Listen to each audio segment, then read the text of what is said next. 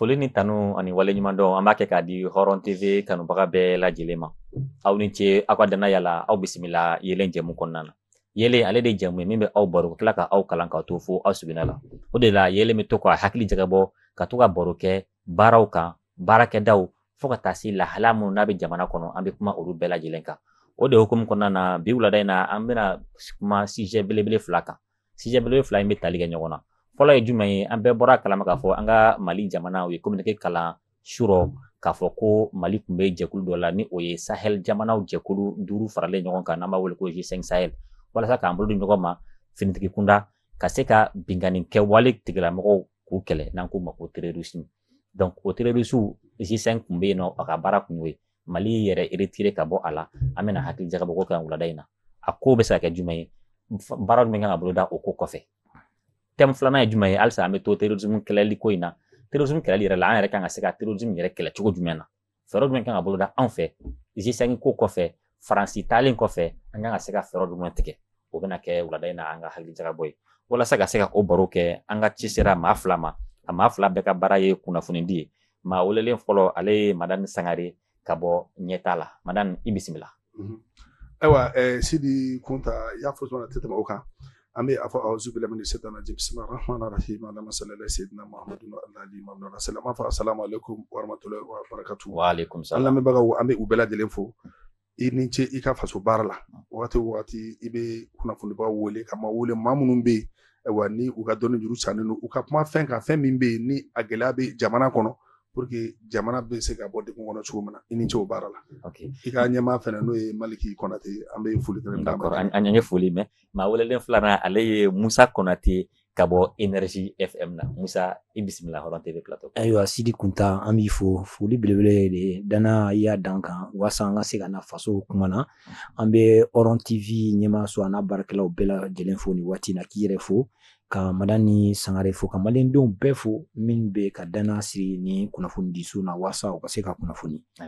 Ayiwa foli tɛmɛnen kɔfɛ komi an y'a fɔ ye cogo min na an bɛna kuma fɛn fila kan fɛn fila in bɛɛ bɛ tali kɛ ɲɔgɔn na fɔlɔ ye jumɛn ye Mali tun bɛ groupement dɔ la n'o groupement tɔgɔ dara ko G5 Sahel ni o ye farafinna jamana 5 an y'an bolo di ɲɔgɔn ma walasa an bɛ se ka banbaci walew tigilamɔgɔ an ka jago kɛlɛ i n'a fɔ an ka président kɔrɔ Ala ma hinɛ la n'o ye Amadu Tumani Ture ale yɛrɛ y'a fɔ ko banbaci wale tigilamɔgɔ ninnu u kɛlɛli ma nɔgɔ pays kelen tɛ se o de la ko pays ka fara ɲɔgɔn kan k'u bolo di ɲɔgɔn ma walasa a bɛ se ka kɛlɛ mais an y'a ye kunun jabaranin na an ka ministre n'o ye porte parole du gouvernement ye ale kɔni bɔra ka gouvernement ka lahala yira k'a fɔ gouvernement yi sen bɔ a ko la ayiwa a bɔra la ko min na kuma caman fɔra ka da o fɛnɛ kan ayiwa Madani an bɛ a daminɛ ka e ɲininka e yɛrɛ hakilina ye jumɛn ye nin waleya in kan. Ayiwa Sidi Kunta i y'a fɔ cogo min na nin ko min kɛlen filɛ nin ye bon ne b'a fɔ tiɲɛ yɛrɛ la an bɛ se ka fɔ alhamdulilayi Mali minnu bɛ Mali mara la bi an b'a u fo k'u barikada ka yɛrɛ k'a fɔ u bɛ ka Mali ka hɔrɔnya sigi a ma diɲɛ kɔnɔ bi farafinna kɔnɔ bakuruba la diɲɛ kɔnɔ bi Mali fait la fierté du monde non seulement le Mali fait la fierté du monde de l'Afrique en particulier du monde en général parce que adamaden ni maa min bonya i b'i yɛrɛ bonya mɔgɔ minnu bɛ yen ni jamana mara b'u bolo bi u ye a yirana k'a fɔ vraiment Mali ye jamanaba de Mali tɛ sɔn jɔnmaya ma n'i ye communiqué lajɛ kunun porte parole ye kumakan min fɔ Sidi nɔgɔ t'a foyi la kuma bɛɛ jɛlen don ko tiri tigɛ a y'a fɔ fɔlɔ k'a fɔ G5 kɔnɔ jamana 5 don bon a ɲɛmaaya ye tuuru de bɛlɛni tuuru don bon normalement wa ni a dira dɔ ma n'o bɔra a bɛ di dɔ ma bon tuuru de tun bɛ Mali la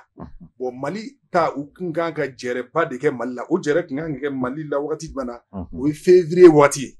bon jɛrɛ min n'a kun kan ka kɛ février 2022 n'o ye session 8nan ye o i ka dɔn k'a fɔ a jɛrɛ kɔni a ma kɛ parce que n'i ye jateminɛ kɛ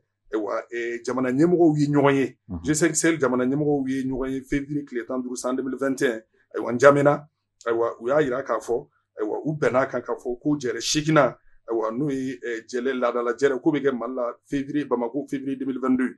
mais mɔgɔw nana bala mun na ayiwa ka sanga o ma i ka dɔn k'a fɔ o session min kɛlen filɛ nin ye n'o kan ka kɛ Bamako yan a ma kɛ date sera a ma kɛ bon normalement bɛnkan in fɛn min anw ɲɛmɔgɔya kun kan ka di anw de ma mais a ma kɛ mun na a ma kɛ parce que ayiwa bolo de b'u kɔfɛ parce que Mali bɛ lahala min na sisan n'o ye Mali ka an ka politique intérieure an bɛ lahala min na sisan ayiwa travers la CEDEAO n'a ɲɔgɔn caman on est sous sanction donc o min bɛ yen olu ko ka sanga o ma ko olu de n'o ka argument ko de y'a to ko a tɛ kɛ or n'i ye jateminɛ kɛ G5 Sahel sɛbɛn foyi tɛ yen Sidi a sɛbɛn foyi tɛ yen min b'a yira k'a fɔ ko u da don o la hali n'o bɛ u t'a kɛli bali donc mais olu y'o nin de kɛ argument ye k'u ba k'a kɛ bon n'a dun ma kɛ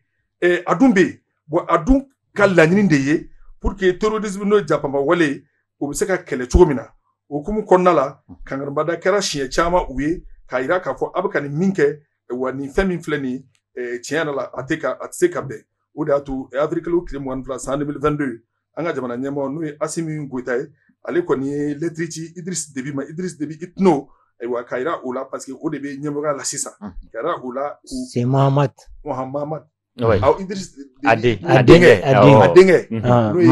Mahamad o sara bon k'a fɔ a ye bon ka hakili lajigin wa fɛn minnu bɛ ka kɛ n'o ye sariya sɔsɔ walew ye ka hakili lajigin a la nka tiɲɛ yɛrɛ la u ma mɛnni kɛ a la parce que munna n y'a fɔ cogo min na il y a une main invisible qui est derrière G5 Sahel donc o dɔrɔn fana tɛ dɛ ayiwa G5 Sahel ka budget san o san u ka budget kan ka adopté o budget min kan ka adopté ani baara min fana kan ka kɛ o fana kan ka o fana ma kɛ bon Sidi ni nin fɛn fila bɛ yen ayiwa budget ma adopté o k'i tɛmɛnen kɔfɛ ayiwa ɲɛmɔgɔya u kan ka jɛrɛ seginna kɛ ka ɲɛmɔgɔya dan o ma kɛ n'o ma kɛ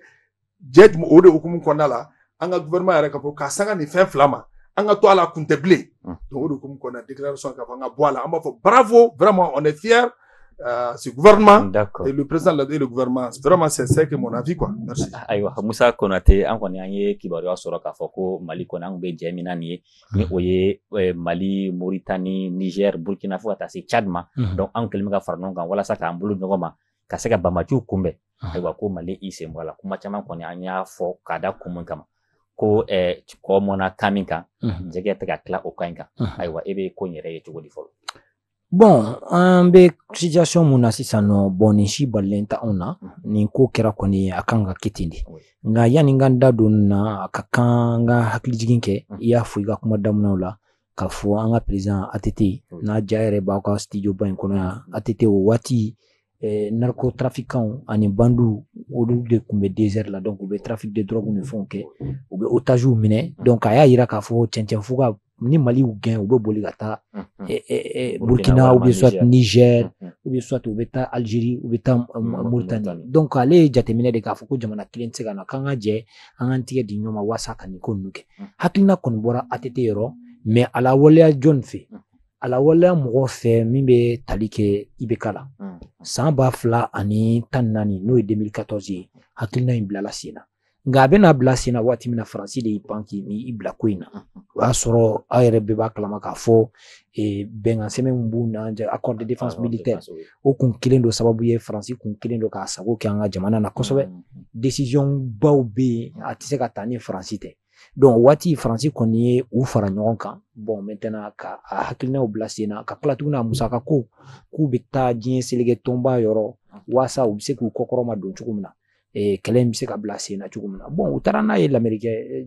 jamana na bon u tun b'a fɛ Américains de ka soutenir parce que olu ye sɔrɔdabatigiw ye Trump y'a yira a waati k'a fɔ olu tɛ se ka nin ko financer n t'a dɔn f'a ma nafa de sɔrɔ ou bien min don bon en tout cas o kow kɛra ten an tora o cogoya la fanga dafiri nana kɛ o bɛɛ la bon maintenant kow ma kɛ o cogoya in na fo an nana fanga dafiri filanan na waati mun na an ka hakili la yanni a ka di Tchad ma u ye lajɛrɛ mun kɛ Mauritanie o kuma na Assimi ye kuma caman yira k'a fɔ kow tun bɛ ka kɛ cogo min na a ka kan u ka ko ninnu na ye surtout a ye ci di Macron ma kosɛbɛ kosɛbɛ a ko ninnu na depuis o waati kow tun bɛ ka daminɛ bon an bɔra o la kow nana sama sama an y'a ye k'a fɔ Faransi ka ko a fanga bɛ ka dɔgɔya donc Russie kow bɛ ka fɛn minɛnw bɛ ka na Faransi kule daminɛ an bɔra min kalama u bɛ k'a fɔ ko élection fo mɔgɔw ka hakili de ka jigin na min nana nin ye ko élection bon an nana o la an ka jamana faama y'a yira k'a fɔ maliyɛnw ka ko kalata tɛ anw balo kalata tɛ anw lakana tiɲɛ don jamana mara ye yɛlɛma de ka fanga di ɲɔgɔn ma i n'a fɔ a bɛ cogo min na démocratie fanga b'a fɔ cogo min na mais anw filɛ nin waati min na jamana ko de b'an ni ka jamana t'an bolo u k'an dɛmɛ an ka jamana lasago k'a k'an sago ye donc n'o kɛra waati min na kalata ko bɛ jalatigɛ donc o ko kɛra o cogoya la bon maintenant an ye sigikafɔ kɛ san bantɔ la o wolola mun na ko k'a lajɛ transition fanga ka bɔ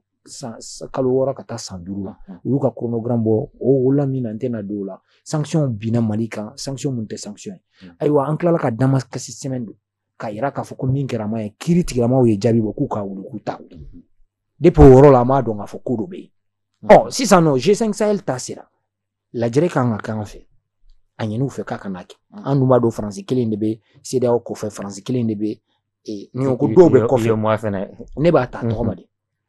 donc Faransi kelen de bɛ G5 Sahel kɔfɛ donc bɛɛ b'a kalama k'a fɔ waati min na an ye Barkhane interdit anw fɛ ka accord de défense militaire k'o ban Faransi nana an ka kabanɔgɔ la an ka maaw ɲinama u y'a yira k'a fɔ ko Faransi ko yamaruya t'a bolo ko ka pan ka na an ka kabanɔgɔ la Faransi y'a yira k'a fɔ ko Mali bɛ G5 Sahel la G5 Sahel yamaruya sɛbɛnw b'a yira k'a fɔ ale bɛ se ka pan o cogoya in na donc yɔrɔ dɔw la an bɛ se k'a fɔ a ɲana nin décision mun tara a bɛ kɛ sababu ye hali bi ka Faransi ka ko k'a nɛmɛ an ka jamana kɔnɔna na mais a kow kɛra cogo di n cakɛɲɔgɔn ani barokɛɲɔgɔn n'o ye Madani Sangare a y'a da don a la bon maintenant lajɛrɛ de bɛ kɛ san o san wa bɛlɛnin tour de don a bɛ d'e ma kala tɛ fili maa si a bɛ dɔn k'a fɔ san wɛrɛ a kan ka di san wɛrɛ kota a kan ka di o de dɔnnen don wa sɛbɛnw y'a yira k'a fɔ i ka jamana maralen don ni lahala mun na o t'i bali k'a fɔ i t'a sɔrɔ i y'a faamuya nin fana kɛra sara sɔsɔ ye a ma kɛ an ka maaw ye kalo 3 ɲɔgɔn kɛ u bɛ fo ka n'a bila sisan nɔ u ye n'i y'a mɛn ko diplomasi ka maaw bila ka taa ka kuma ɲɔgɔnyaw kɛ waasa bɛn ni kelenya parce que an badenw de don an bɛɛ sigi ɲɔgɔn kan an tɛ se ka taa ka ɲɔgɔn to pour an bɛ se ka bɛn ko la cogo min na donc ko taara o cogoya la mais o bɛɛ la u ma fɛn kɛ donc finalement u ye sɛbɛn bila ka taa k'a fɔ ko mun bɛ yen u k'a lajɛ Mali tour sera Mali ma nin ko in na quoi donc u k'a kow lajɛ bon o si ma fɛn an bɛ kalo 3 de la sisan février fo ka na avril la an bɛ se k'a fɔ kalo 3 fo a bɛ ɲina ka na se kalo 4 ma donc u ma kan bɔ donc u bɛ min yira on peut dire que ŋaniya ɲuman tɛ yen ils sont pas de bonne foi donc o ye min ye i bɛ kɔn k'i ka fɛɛrɛw ta parce que i b'a sɔrɔ o fana n'u ka dabalijuguw bɛ ɲɔgɔn na parce que Faransi t'an ka territoire kɔnɔ bilen MINUSMA o bɛ gɛn dankun na G5 Barkhane o kan ka taa Takuba ninnu taara n b'a fɔ Barkhane o bɛ k'i ye bi donc an b'o stratégie de kɔnɔna donc u kan ka nin décision de ta teliya la ka se ka ninnu bite pour u ka se ka a fɛn ninnu na parce que ni ŋaniya ɲuman b'u la a nin bɛ di Mali ma de o texte y'a yira sɛbɛnw y'a yira ok ayiwa Madani Sangare ayiwa an kɔni y'a ye kɔni gouvernement kɔni y'i jɔ a jɔyɔrɔ la i n'a fɔ i y'a fɔ cogo min na e bolo ko ɲuman don ayiwa an ye G5 ko kɔni an y'an sen b'o la yanni o cɛ fɛnɛ accord de défense tun b'an ni Faransi fɛnɛ ɲɔgɔn cɛ ayiwa an bɛ k'o fɛnɛ an sen b'o fɛnɛ na barisa fɔra an y'a dénoncer donc 6 mois kɔnɔ o b'a yira ko fɛnɛ bantɔ don Barkhane fɛnɛ a yira k'u ka minɛnw cɛ ko 6 mois kɔnɔ donc u ka tila minɛnw cɛ bɛɛ la e yɛrɛ bolo nin bɔli in nin sisan a nafa bɛ se ka kɛ jumɛn parce que e ko ɲuman don a nafa bɛ se ka kɛ jumɛn ye Mali kan bon a nafa bɛ se ka kɛ fɛn dama dɔ ye Musa y'a fɔ cogo min na Faransi ka dalaminɛkala ye min ye k'a fɔ ko G5 Sahel Mali b'a la o G5 Sahel jamana 5 ninnu na yamana b'olu bolo u ka pankuru ka pan kunna bon n'i y'a mɛn o bɛ kɛ an b'a la n'an t'a la dun o y'a nafa dɔ ye bon a nafa dɔ fɛnɛ ye jumɛn ye parce que Sidi adamaden n'i yɛrɛ bonya mɔgɔ b'i bonya parce que n'a fɔra jɛkulu bɛ jɛkulu min o ladon don ka terrorisme kɛlɛ bon o jɛkulu min e ni maa min b'a essayer k'e ka jamana k'a mara k'a k'a sago ye ni e y'o gɛn e n'o fɔlen no ɲɔgɔn kɔ bon o jɛkulu ko dun b'o bolo bon o dun bɛ k'a yira i la cogo sugu bɛɛ lajɛlen na ko aw tɛ ɲɔgɔn fɛ bon n'i ma bɔ o kɔnɔ o jɛkulu o le k'a k'i dɛmɛ a bɛ i kɛlɛ de donc o ye nafa belebeleba ye an ko bɛɛ bɔ G5 Sahel nana fo bi mun kelen fɛn kelen pe jumɛn de Mali la k'u y'a nafa ɲɛ Mali ye sinon G5 Sahel ka siège normalement a kan ka kɛ centre la mais depuis u bagabagara u nana k'u bɛna Barilabugu a kɛra mankanba ye a waati donc c'est pour te faire comprendre que G5 Sahel nafa foyi tɛ an kan parce que munna an ka finitigilakaw bi baaraɲɔgɔnya min bɛ an ni jamana wɛrɛw ni ɲɔgɔn cɛ o tɛmɛnen kɔfɛ ani an ka finitigilala Mali kɛ yɛrɛmahɔrɔ donna yɛrɛ bolo maa o bɛ Mali kɔnɔ bi n'o ye cɛ minnu bɛ yen ayiwa n'u olu sɔnna k'u nin di pour que Mali bɛ se ka sanga to a sɔrɔ o ɲɛmɔgɔ de b'an kunna bi bon n'a ma ɲɛ o ɲɛmɔgɔw bɛ yen k'a ta jamana ɲɛmaa la fo ka n'a bila premier ministre la n'a ka gouvernement ɲɛmɔgɔw bɛ yen donc fɛn o fɛn de bɛ yen force étrangère fɛn fɛn bɛ yen n'a bɛ kɛ sababu ye ka gaburu bila nin ko bɔ an ye parce que n y'a hakili la n y'a f'i ye cogo min u ye kunba 2 min fɔ Sira a tɛ tɛmɛ o kan kun fɔlɔ ye min ye binkara kan don fɔlɔ ye min ye ɲɔgɔn min kan ka kɛ san o san n'o kan ka kɛ Mali la o ma kɛ bon n'o dun ma kɛ o mana kɛ ɲɛmɔgɔ bɛ d'a ma o ma kɛ ɲɛmɔgɔ ma d'a ma kelen filanan in fana ye min ye aywa conférence des chefs d'état au kan o conférence des chefs d'état mana ke o be ke sababu ye aywa programme annuel be sigi senka ani budget fana 2022 be sigi senka o conférence fana make no kan mois de mo fana make bon no make e andu ko kam tona to kun tala blé bon an boli be ke sababu ye lakana no e défensier o be sinsin ou là on aura anga finiti la ko anga famau ils auront la même mise sur la sécurité et la défense du Mali. Donc on ne fait que les remercier et tous les Maliens Mali den fenfe B nous hami Mali se ga ma horan soro Mali se ga bo diga ko no tugumana tout le monde est fier de ce régime quoi. D'accord. Aywa obato Moussa Konate ko anya nyini ka ansembo ala mais an donna la ni hakilna do kunyi ni oye ire afosano la paire a changé de camp anga armée maintenant ça monte en puissance jugu ame ku kele sisa mais folo gela mi kumbe no ni angombo kele ube bol kata do jamana woro kono bon ni anya ansembo ala sisa est ce que gela tuna saka ke pour le moreya nangwa mu kele nu tara do Burkina anu de gela blé ube nu ko ta do Mauritanie te gela blé est ce que ko to bana ka tugudi non langinu ye kele parce que to insigira de wasa ka jugu kele min ba tieni kan on fait o ma kele nu de be tieni ga olu fe nu tara olu fe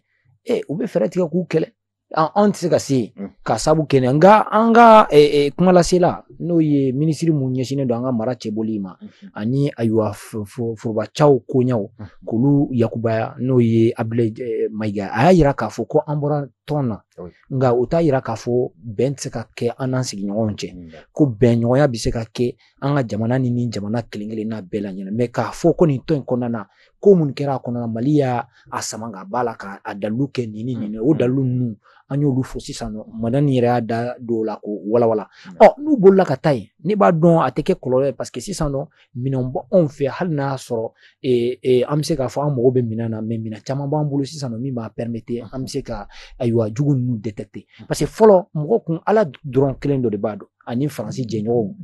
français kumbe minga nga kabangola akumbe panchoga muya de fin sugu bere kumbe kake mais sisano itse ka dona ma ba kala o ko belebele de bamananga kuma ko ma kuna foni shuba yede donc maintenant ni kuna foni bi bulu ikanga minka iboke mais si ça no ambe kuna foni soro no abe fo ma ko renseignement ambo soro donc amba jiga ka fo alhamdulillah we tare ka sabu ke jenyo jugu jenyo nyuma no e jonni o e risilade Sadio Camara yira ka fo ko olu ube ma jenyo bo ko laidu maudo ko ni ko fin no ye kuma mfo ba wanu kuba ke wati mna be ko wati donc ba yira ka fo aywa ani do de jera ka teme olu ye laidu do ta ka teme o ma basira fe ka teme donc o bolu de yira bobi alhamdulillah ko be ma sabati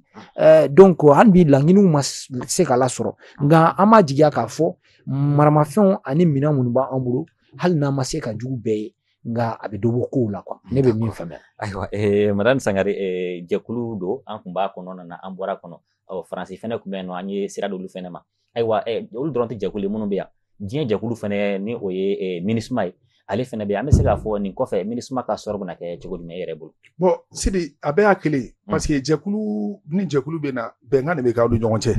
bon ayan fo jo mana yani bika sekunu ne temena bokunu mo jamana maratu me mamunu bolo chenera la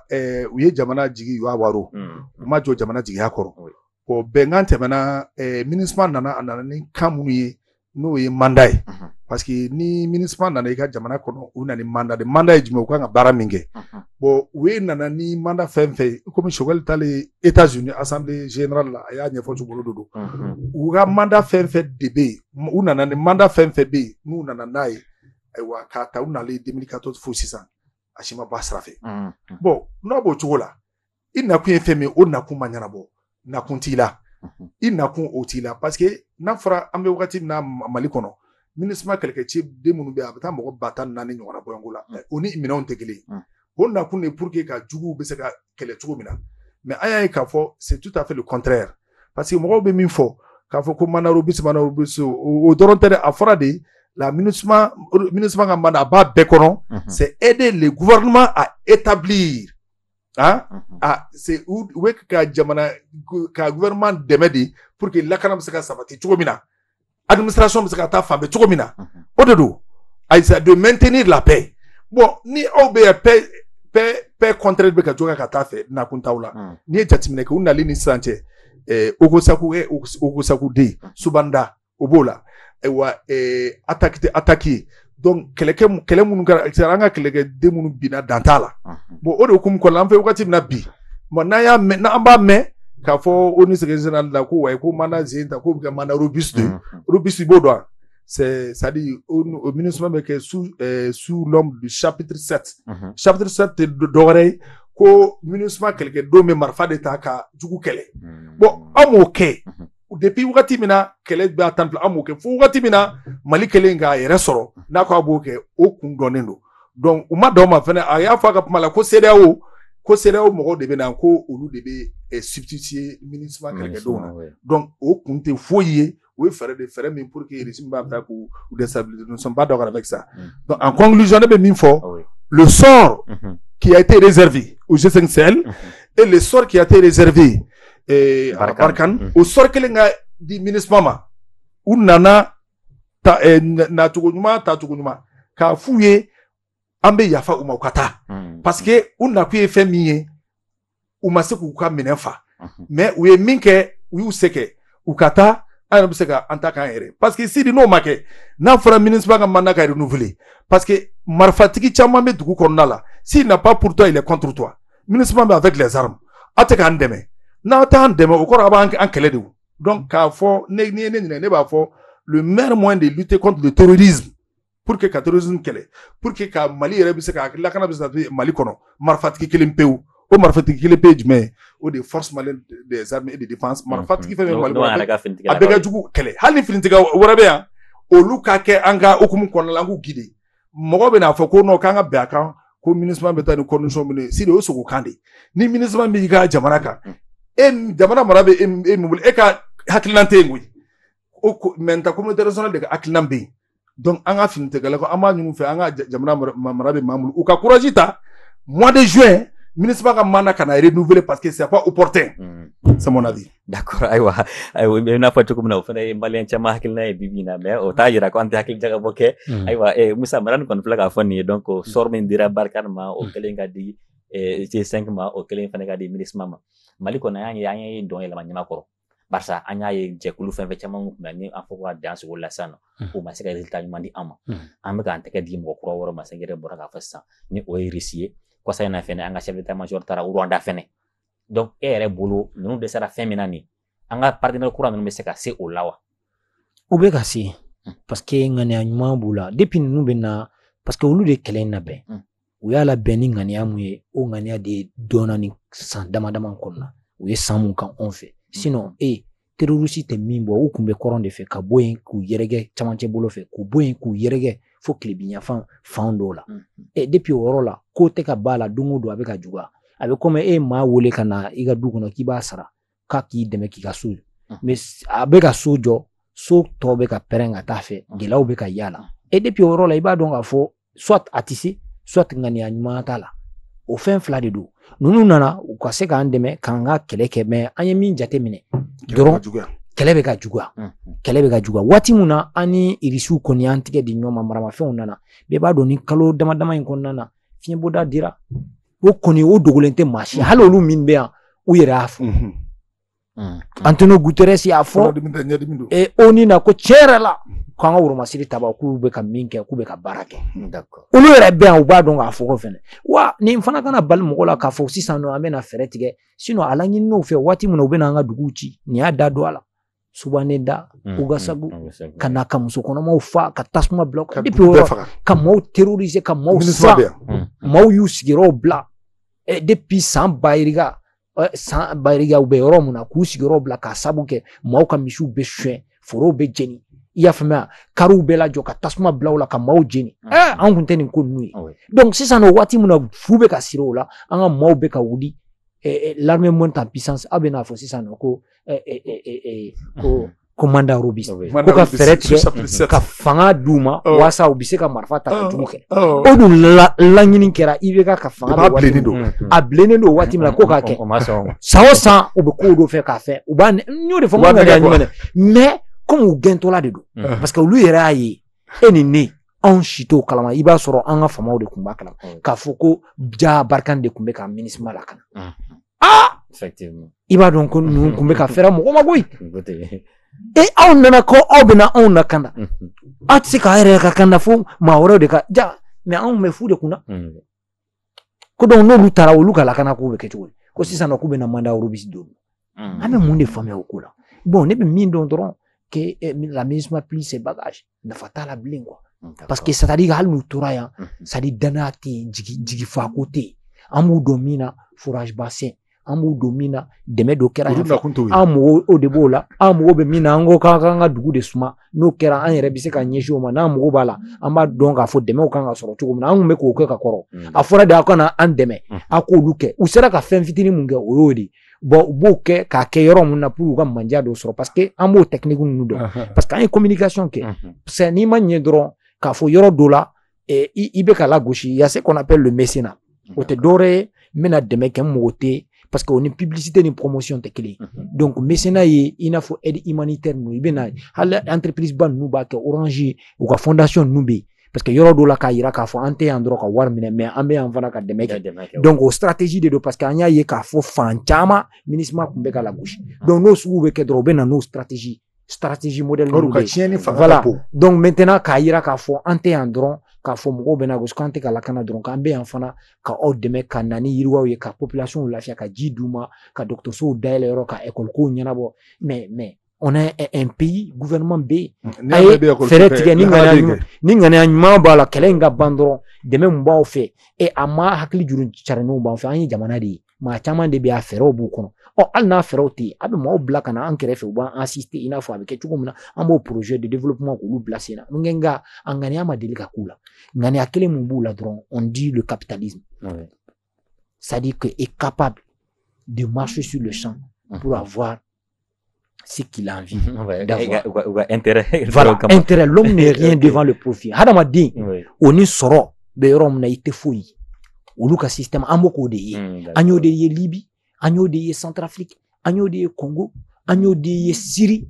Ça dit qu'on peut pas bouter mais si ça nous a nié tant si ça nous ou quoi aller dober parce qu'on a intérêt menacé dans le ouais Poutine beka sousuli que fando ouais criminel de dos avec tantôt mais ça dit quoi avec comme souvent il y a une ina fa ante dien kelen ngono ou bien soit abu kono kodonate ou bien ma ka mo otala kuma do la ko do be ke bi yere nyininga kuma do la ka foko enala mo mun be donneur de leçon ka foko be ke misale ka ayira on na ka fo embêter olu yere be kla ka o waleke ka fo aba fo mo ye ku Idriss Déby Mahamat Idriss Déby itno Idriss Déby dengen be et akoko situation politique mo ban fait ka te di coup d'état de dunkera oui halna soro rébellion de kera o kera sawe ka fafa question ye mira non ma fin vous assemblée présidente ouais côté France sur la assemblée présidente quoi les démissionnaires non démissionnaire il y a le vice-président non mais il y a le vice-président ordre constitutionnel non mais ou beaucoup que là parce que vous te décès ko là ni bu ka intérêt et de kain hal ni mai et de kain mais ni tout ka intérêt ne de kain et mai wa kuma o datu daile mai wa meja o fana be o ko dala wole kama ni u geni mu ga meja o gen ima clair sirika maliki son ka konate ka maso dia tsatimleke o ko kuma kelen konna la la Guinée Conakry Alpha Condé aleka la constitution de la Guinée Conakry était très claire 2 mandats maye coup d'état constitutionnel ke ka jabara do fa kana 3e mandat ke anga boy Côte d'Ivoire, Alassane Dramane Ouattara, le mandat c'était 2. Mais il a tiré la constitution pour faire 2 mandats encore. D'accord. Faut maboula. Donc il va ou m'a fait faux là. Donc c'est pourquoi c'est une démocratie à 2 vitesses. De vitesses. Donc à ce qu'il est à principe à ce qu'il est mo konyara o de kansa. Ni mamu ngolo mandi bu yedron. Parce que ya do tigi asimula madame o bato abedo nga temu flana kono ni oye terrorisme yere keleli barsa anyame terrorisme wo tamba fo an misala tal ji sangira nali ko pe kelen ma ke mandika terrorisme kele donc anga jaga te do parce que kele mi do ko guerre asymétrique do nyara te kele mina to bu dene kana tiene ke kabuli e yere bolo terrorisme c'est ça ko bina la serani ni fembe an fia no barkani no G5 no MINUSMA wi terrorisme am se ka nyesha ma tugo merci sidi yadi nga fo comme terrorisme na fo le terrorisme c'est quoi d'abord mu wéré do fo kuma be ndo d'accord parce que na ma terrorisme do na wa ba kala be gele itse ka bana fura ke fika bana do oui d'abord abu fo be terrorisme te dore japan pa walekelaw jatige waletigu jatige walekelaw waleke bimbi japan mun mi jatige ou de terrorisme correct. Maintenant que les gens font la différence, le terrorisme est différent du djihadisme. Le terrorisme est différent de la xénophobie. Est différent du tribalisme ou tekeli. Parce que les gens font la part des choses. Mounumbe Mali konobi ko les djihadistes c'est pas les djihadistes. Djihad ou ni terrorisme tekeli. Djihadi est humain. Djihadi de mo mimbe quelques minutes ka keleke alakama. Bale o djihadi fene djihadi sugu fladi. Djihadi belebele babe djihadi fitinimbe. Parce que le prophète Père Salé sur le bol dîner kalala ako ko anisa afo sabo wi ko ambora djihadi fitin na sagamna belebele bala. Ko chokodi. Et ambora kele minasa no e fali beke fombe ko djihadi fitini wi. Awo ko parce que ko djihadi belebele djihadi finafski ninkele. Donc djihadi e jumeni mo mi be keleke alakama. Ka keleke alakama o djihadi ka kechugo o danondo. Tumana mina nunu nana en 2013 le Haut Conseil islamique ou une délégation formée sous l'autorité du Cheikh Mahmoud Diko, ou une délégation formée pour Blakata. Ou nous est-ce qu'il y a pmaké, car il y a A plus B, au conseil il y a fatwa que document bokafo ou be fait mina ni djihadi te fagale fait. Car mon beau bureau de zélo donne beau debout là. Ou est document bon, c'est fait en 2012 car il y a tout ce qui s'est fait au nord et le djihad c'est diamétralement opposé. Donc en a mis forme ou dîner quelle té. Dine kelete mais dine kelete kele mundo c'est-à-dire il c'est ubu bla ube dine furugia dudu kana mo mundo dine jugu dudu mo mundo c'est des assassins c'est des criminels ils sont instrumentalisés par des mains invisibles mo mundo bena ko olube djihadisme kele olude ya jugu ya bagawi olude be olu ere de be munu be nana ko terrorisme kele olu tasma do bagawi o boy o kele flana fene c'est pas la xénophobie c'est pas le tribalisme. Nous avons mis choga fait ko flani dogono o te tien ni banyagara flé ni dogono dugu flé dogono dukele fla dukele furu ke nyogoma ou be nyoga kawme bon su ko ni kleje ko lube ga nyoga kele ou be na fenen dabal tige parce que Mali kono Mali dine mo 90% musulman bon na fera ko dine kele be guerre civile do o te kele flana fene flani dogono fene na fera ko be nyogona i du ka dukele na jobe ka du fla laje hein abse ke Musa fla al ni Musa te dogono me basro a balma muso do fulo no dogono ma ou ba a balma ka do kelo do dogono fu ambeso ma bon nakara te jogola na na shia kele fene o duguti donc il faut que anga do ka fo ote mo kele mundo fone le terrorisme c'est importé ça a été imposé a imposé la dit sidi dans les années 2018 en ce moment quand on a dit la do en wole ka bo segu finitiki do akoko sangare ko fere ke kala se famo ma ko anyeba la civil ou armé lendo avec des armes sophistiquées au mbelanje progressionnel wele ka nyefaye ay enquête mine ay ka fo tiendo ay wele ko ne ni kono pour zoro non ils ont les armes sophistiquées ya bomi ero bubule dolo au barami quelques minutes guerre et moi amano on est qui les finance donc et puis encore ni dine kodo abajo misrela mo boto kufa o betaka ke chukodi ka kar konna jeni donc anga donc a fo mbaw kana fo djihadisme nous ako djihadisme ou dine to ko terrorisme okay terrorisme o kele kele to dore hui mo marfata siri kabe jomona kele mo somote bingani ke bagaye mo shiate mo somote nous e marfata kube jamana kele pour que ka kele ba fura famba mi mbalo jme ku koshi baka mi fi rapport des forces de belaye folo na no nga rapport se folle ou la négociation ko abena ça on va remporter o jme anga fintu ga mi ke 600 c'est ça la bonne manière parce que terrorisme c'est djihadiste terrorisme de occasion ta nous jouer fin ko goshi ima goshi li cha rapport ta chaya barbar da donata borata de buga fole tiente munu be ka kuleta ni comme les mo me ka kuleta parce que ni ay o be ka kuleta parce que ba a quoi faire donc armée be ga minke c'est très normal c'est une armée républicaine c'est une armée digne de ses noms ou be ka ana wasa ou be ka jamana la kana mais ou ka foko non ku be ka génocide ou be ka flaw fogade ou be ka bengalu tiente ou be ka slamo ka tiente ou be ko o galon de tika ko bla mo ko ngulu la ni e marfate ka jamana kam yi jamana de jugudi ini min kaka o be kila donc o dato ni anga armée fene kono e gendarmerie be ni fengana mi manya enquête be meneo mais olu ere ye kojugu muninga on fait olu enquête o kara chukodi ni bunti lay we population civile faga o anga sorasu fene barkani anga sorasu munu fene faga o enquête be chukodi donc pour être bref pour que k'a kɛlɛ fɔlɔ ye jumɛn ye il faut utiliser la force la frappe de force o la ni frappe fanga bonyana nous négociation ko a bɛna kɛ sisan o la a bɛ kɛ an ka nisɔndiya kan mais ni an ko an bɛ négociation kɛ avec les gens qui ont des armes a tɛ diya an na dɛ. D'accord ayiwa Musa Konate o b'a to mɔgɔw ɲininkali kelen k'i la terrorisme kɛlɛ caman b'a fɔ ten ko marifa dɔrɔn tɛ se k'a kɛlɛ kɛ ko kuma dɔw la fo négociation dɔw yɛrɛ tun y'a fɔ denni na ko an ka kuma ni an ka terroriste ye n'o ye Yadi ni Kufaw ye ayiwa e yɛrɛ bolo an kan ka ɲɛsin kɛlɛ in ma cogo di dɛ. Bon o baaraw de bɛ ka kɛ gouvernement bɛ k'o baaraw de kɛ parce que maa mun nana an dɛmɛ an ye jateminɛ kɛ baaraw kɛlɛ bɛ ka juguya fɛn tɛ ka ba la wa nin y'a fɔ cogo min na maramafɛnw dɔw bɛ k'o y'u bolo dabalibankow de don wariw bɛ ka y'u bolo finalement siga nana k'u la finalement a yira k'a fɔ olu de don Sukɛli y'a yira k'a fɔ ko Faransi de bɛ ka ninnu armé donc mun de kɛra u y'a daminɛ n'o de ye n'i bɛ kungo kɔnɔ jiri tigɛ i b'a daminɛ ni jala ye dɛ pour u k'a dɔn k'a fɔ ko ko bɛ yen donc a daminɛna ni Faransi de fɔlɔ k'u dili bɔ yen pewu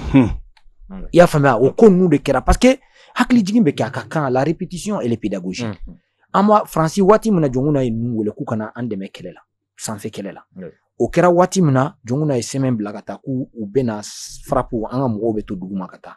mais Faransi tilala tuguni ka sɛmɛn i n'a fɔ kunnafoni di siraw la n y'a mɛn cogo min na ma sɛmɛn ye mais comme an bɛ kunnafoni diw an b'o suit mais Musa est-ce que depuis yen erreur ma bɔ yen nɔ parce que an y'a ye Mali terrorisme yɛrɛ k'a daminɛna Libi bon mɔgɔw bɔra Libi kana parce que Faransi de Libi kɛlɛ donc o bɔra Libi kana se terrorisme kɛlɛ bi anw kan yan an tila tuguni ka ci bila Faransi kelen de ma ko ka tila kana o kɛlɛ est-ce que o tɛ problème yɛrɛ non o tɛ problème ye parce que i b'a kalama il y a ce qu'on appelle l'histoire non réunie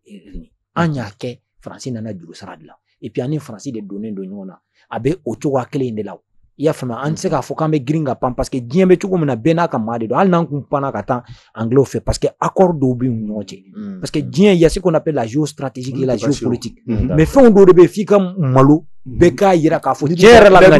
ŋaniya yɛrɛ t'i la sinon hali n'an kun panna ka taa Angleterre bɛ Faransi seize parce que colonies dɔw fana b'a bolo n'o kɛra n'u ka intérêt menacé la dɔrɔn parce que seconde guerre mondiale nana ten de k'u ye ɲɔgɔn ka intérêt de buruja k'a buruja finalement u yɛrɛ nana kari ɲɔgɔn na donc n'o kɛra ten ne ka sɔrɔ bɛ nin yɔrɔ ka sɔrɔ bɛ ne bɛ n'an ka yɔrɔ la i n'a bɛ bɛn an bɛ négociation kɛ a bɛ ten n'a fɔra yɔrɔ ni yɔrɔ mɔgɔw k'a faamu parce que u ka marabolo kɔrɔw de don an b'u ka kan fɔ an b'u ka wari kan voilà fɛnw bɛ taa ɲɔgɔnnaw bɛ yen donc o cogoya in de don olu ye min kɛ historiquement on peut dire que u jo don mais Faransi de m'a ba sira fɛ an b'u wele ka na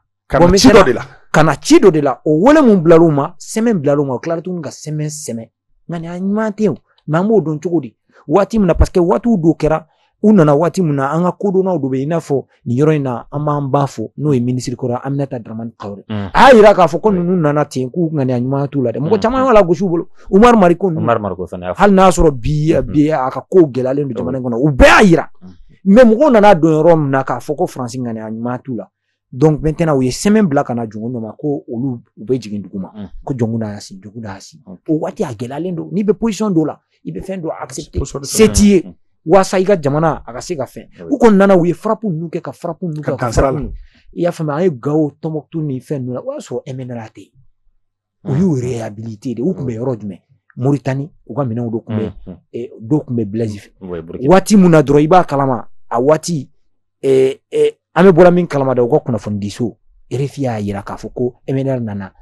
Menaka minɛ ko sans combat an bɔra min kalama dɔrɔn k'u bɛ Kidal depuis o yɔrɔ la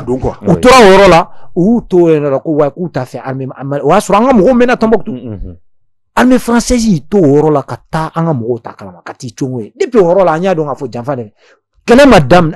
o yɔrɔ la dɛ k'o bɛ ka warankata a bɛ ka warankata a kɛra u ka sanctuaire de an ka renseignement bɛ di kunnafoniw bɛ di an ka armée ka position bɛ di mais sisan nɔ i bɛ k'o ye u bɛ bali ka janw de da u bɛ ka fɛnw don ka hali n'o kɛra yɔrɔ min na an ka pankuru bɛ wuli ka susuli kɛ mais fɔlɔ o kun tɛ kɛ ni pankuru wulila dɛ ko wa k'olu bɛ niveau dɔ la k'an ka pankuru tɛ se ka tɛmɛ kow kun bɛ yen o kun tɛ se ka fɔ population ye c'est à dire qu'u ye système bila non o tɛ i b'a kalama système ko i b'i yɛrɛ sɔrɔ yɔrɔ dɔw la piège dɔw kɔnɔ ne m'a fɔ ko ŋaniya ɲuman kun t'a la a nakuma an b'a dɔn ko je ne négocierai pas avec les terroristes ou bien avec les groupes armés. Ah, voilà. Donc maintenant, égal à égal. Il faut nous dire. Mais système code de même Assimi nous comme un système Chikaboy. Au tout cas, quel est Ima bandao nous y nous kera olula. Sinon bandao fana discours là nana au tout cas quel est mais nous a famu gafo nama faire de tige quoi. ka jiri yɛrɛ dili boye jiri a bɛ to ka nugu n'a a tigɛ cogo cogo a bɛ nugu donc fo o y'a daminɛ o de la donc système bɛ ka taa de a bɛ ka kɛ o cogo de donc ni yiri in dili tigɛra ka bɔ a bɔra ka bin dɔn a tɔ o ye an bɛ tile dama damaw kɔnɔ jiri in yɛrɛ furabuluw bɛ bin a yɛrɛ bɛ ja a bɛ kɛ lɔgɔ ye o de bɛ ka kɛ sisan donc sisan Faransi de y'o ye o ye jiriba ye o bɛ ka bin donc n'o binna furabulu ninnu olu ye terroriste misɛnmanin ninnu ye o ko ka nɔgɔ donc b'a ka fɔ terrorisme kɛla an bɛ se ka fura sɔrɔ a la voilà fura bɛ sɔrɔ a la i ka Bachar ta kun ka jugu n'an ta ye Bachar ta kun ka jugu n'an ta ni siɲɛ 100 bɛɛ yɛrɛ waati dɔ kun sera an y'a fɔ ko Bachar ka ko banna o i y'a faamuya mais anw fana ta fura bɛ ka sɔrɔ a la et puis an bɛ ka stratégie mun kɛ stratégie de communication et puis patience c'est des stratégies ninnu tɛ kuma ka ca dɛ ni dalu b'u bolo u bɛ waati de kɔnɔ parce que n'u kɔnna ka bɔ dɔrɔn u b'a fɔ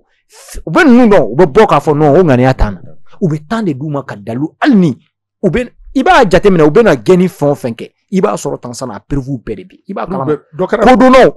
u b'a kow ta a dalu na dalu wa sariyaw ye min yira diɲɛ sariyaw ye mun fɔ an yɛrɛ ka sariyaw ye mun fɔ an bɛnna jumɛn de kan olu ye mun fɔ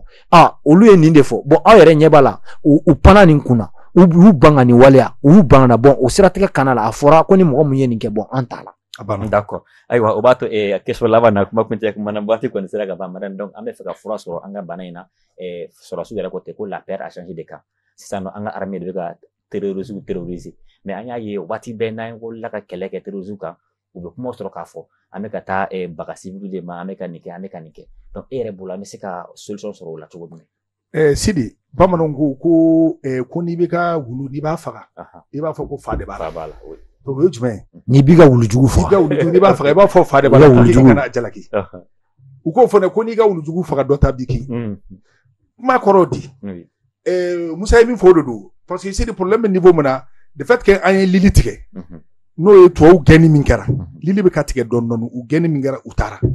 donc et puis sɔngɔ bɛnkan sɛbɛn jugu saba min tun bɛ yen Sidi franchement le gouvernement fait la fierté des Maliens et la fierté de l'Afrique et du monde parce que ni accord saba minnu tun bɛ Musa fɔ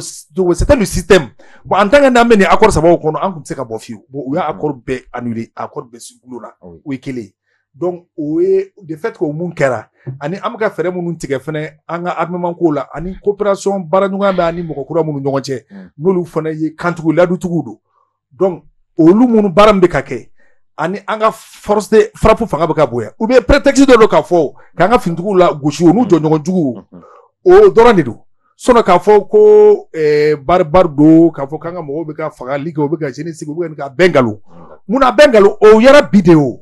olu b'o fɔ wagati min na nin yɔrɔ in na parce que n bɛna madame guerre tɛ kɛ ni dommage collatéral ma k'a la k'a fɔ ko yɔrɔ an tɛ se k'a fɔ a bɛɛ ɲɛna mais hali olu yɛrɛ n'u bɛ kɛlɛ kɛ yɔrɔ dɔw bɛ yen u bɛ fɛnw dɔ fɔ sisan Sidi bunti t'a la ONU ka rapport yɛrɛ y'a jira k'a fɔ Barikani ye gosili min kɛ bunti o y'a yɛrɛ k'a fɔ ko c'est des populations civiles exception don marajikɛla don o ko taara cogo di u nana Barikani nana ko yɛrɛ kɛ k'an ka sɔrɔsi minnu faga o enquête bɛ cogo di maintenant c'est pour te faire comprendre que u bɛ ka fɛn minnu fɔ tiɲɛ tɛ parce que n'i ye Mali kɛlɛ la o de y'a to an ni DIRPA ka conférence de presse la u y'a yɛrɛ k'a fɔ chaque fois ni an ka finitigiw bɛ gendarmerie b'u kɔfɛ ils sont accompagnés avec les gendarmes olu bɛ constat de kɛ donc chaque fois ni fɛn min kɛra enquête bɛ mener donc n'o y'a sɔrɔ exaction min kɛra fɛn min kɛra enquête bɛ kɛ mɔgɔ minnu kan ka ɲangi olu bɛ ɲangi olu tɛ na a baara cogo fɔ anw ye o maintenant fɛn min ye u b'a fɔ mun ma ko DIH droit humanitaire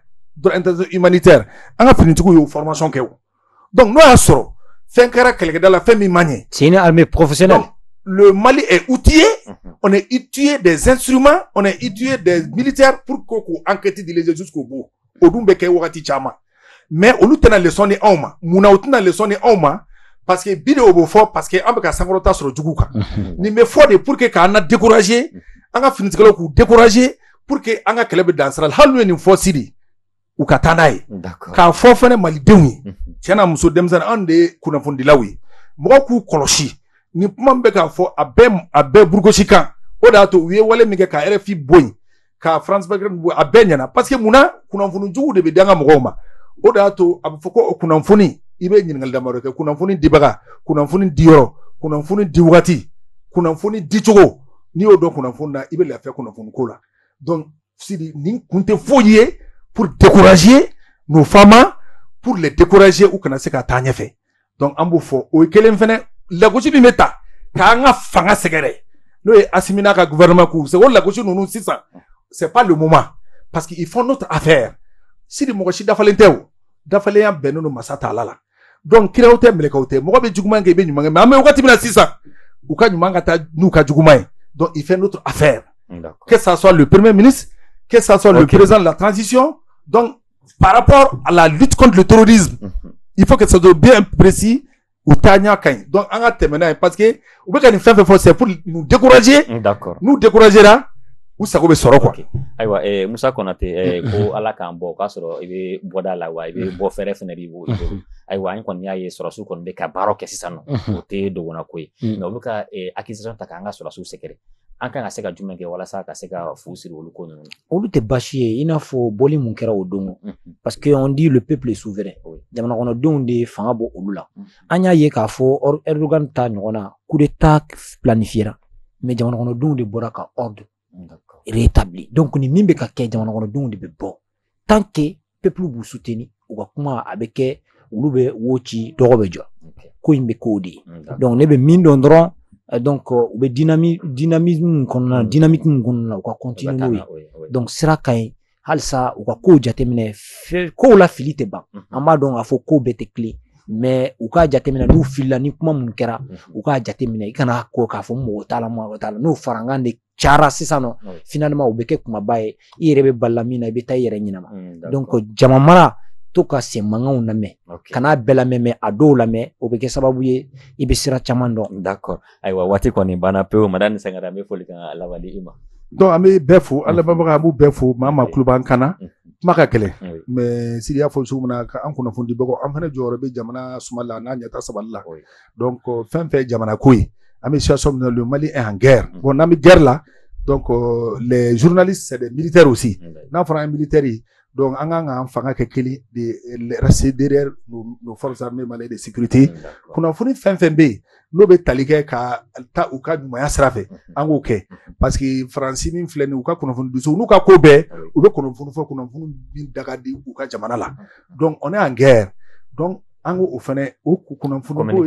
communication ye nafaba de surtout question de sécurité et de défense mais min fɛn fɛn kuma laban na o kana politiser on doit pas politiser l'armée on doit pas politiser la sécurité ça c'est souverain o ye bɛɛ de o tɛ politique ko ye donc n bɛ segin n ka kuma kan an ka faamaw bɛ ka taa an ka jamana mara bɛ u bɛ ka taa ni taasira min ye dynamique min ye u ka continuer a fɛ Musa y'a fɔ u ka mɔgɔw lamɛn u ka jamanadenw lamɛn ayiwa n'a fɔra min man ɲi u ka fɛɛrɛ kɛ ka sugu k'o fana de basi min ka ɲi u ka taa n'o ye ala ka sini gana dan n'o ma.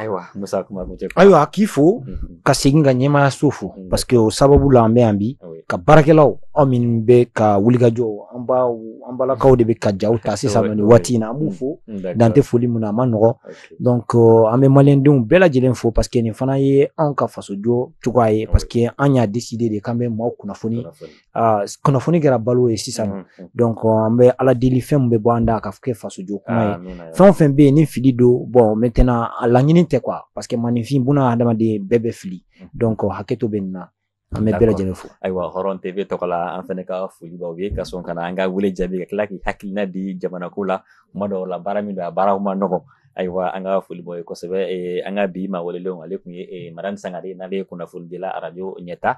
maa welelen filanan Musa Konate n'ale fana ye kunnafoni dila ye ka bɔ groupe énergie kɔnɔna na ayiwa an kumana sujet belebele fila kan Mali an tun bɛ jɛkulu min na ni o ye G5 Sahel ye an ye an retiré ka bɔ o la donc an y'an hakili jagabɔ k'o kan filanan ye jumɛn ye min yɛrɛ kɛra sababu ye ni G5 yɛrɛ daminɛna ni o ye terrorisme ye terrorisme yɛrɛ a bɛ se ka kɛlɛ cogo jumɛn na donc an ka hakili jagabɔ kɛ o fɛnɛ kan wa ka se ka foli di lamɛnbaa bɛɛ lajɛlen ma ka foli di maliyɛn bɛɛ lajɛlen ma régie kɔnɔ Fatumata Aja Jakite tun bɛ yen nɔ fo ka taa se Mariam Diallo ma Mali Konate ale bɛ division assurée an bɛ kuma laban ka dugawu kɛ Mali ye gɛlɛya min bɛ Mali kɔnɔ ala ka wuli embargo min bɛ yen nɔ ala ka jisuma kɛ a fura ye lakanabaliya min fɛnɛ bɛ yen ala ka lakana sabati ala ka bɛn sabati Mali kɔnɔ ala k'an bɛn kelen ma a k'an bɛn jɛmukan ɲɔgɔnna wɛrɛ ma wasala.